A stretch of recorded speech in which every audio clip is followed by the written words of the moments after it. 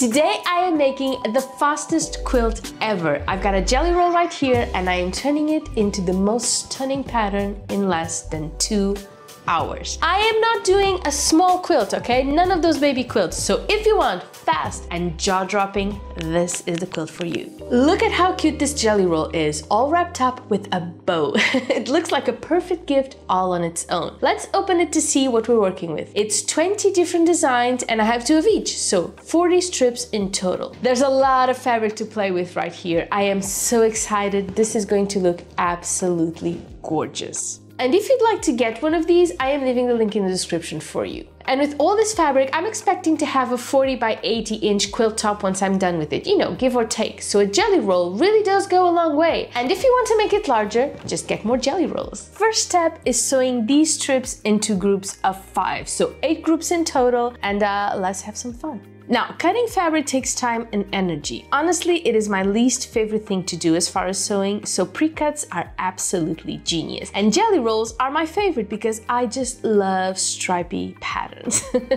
Also, they are the #1 hack for cutting your sewing time to like a third. I would not be able to call this the fastest quilt ever if I had to cut 40 strips even before we started.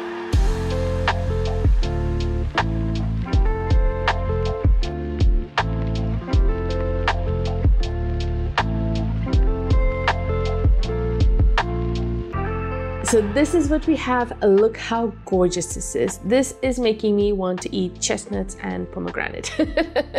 Anyway, it is time to press and we want our seams nice and flat. You can either press them to one side or open them, but I'm always under the impression that open seams aren't as durable, but I guess it ends up being a matter of preference. What's yours? How do you prefer to flatten your seams? Please let me know in a comment below. Okay, now that this is nice and pressed, we want to cut out as many squares as we possibly can out of these long strips. I'm guessing 4 each, so 32 squares in total. You know, jelly rolls are great for everyone, but they are particularly awesome for beginner quilters. Not only because they already come perfectly cut, but also because all the patterns are chosen to work well with one another, so you do not have to worry about any of that. If you use a pre-cut bundle, you know the fabrics are compatible and will create the perfect quilt for you, just like this one.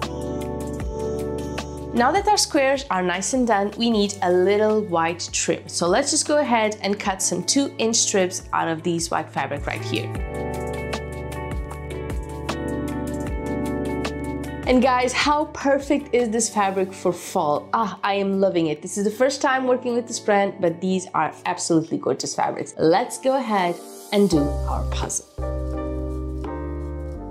So now it's time to lay them out, and I am doing 4 by 8. And this is going to be a tablecloth. We have never done one of these before, but it's pretty much like you would do a quilt, except without the batting. And this is the size my table needs, but you can adjust the size of yours to your own table. And I'm just playing with it a little bit because this rail fence quilt pattern is actually pretty versatile. I mean, look at how many different things you can make with it. Okay guys, this is our layout, and how quick was this? How simple is this? As promised.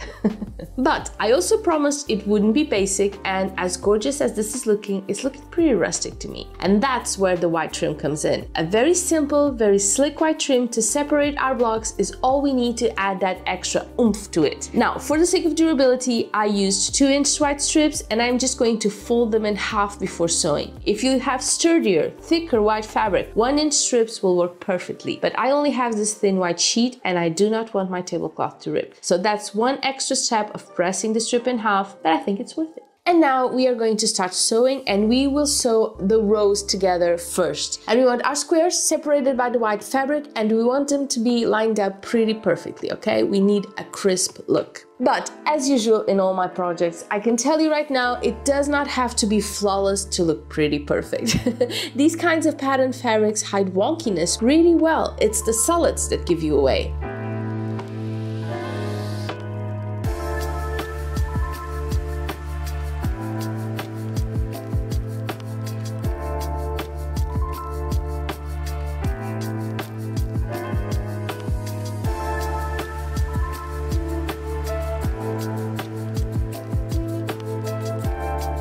And just like that, our rows are done.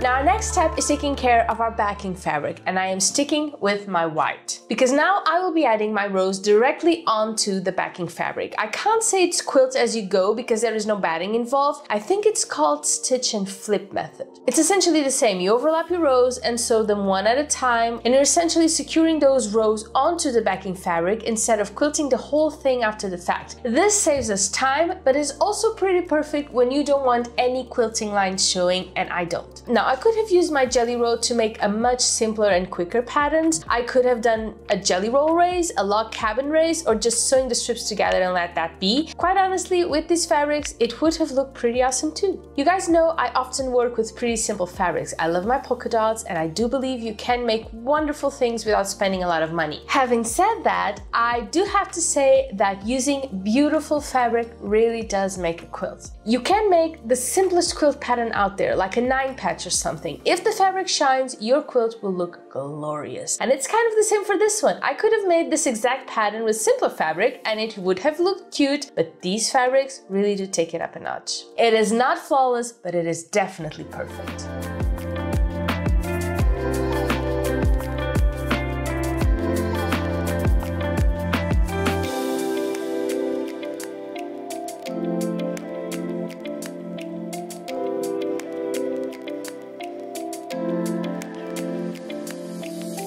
Last strip, we are almost there and it's looking gorgeous.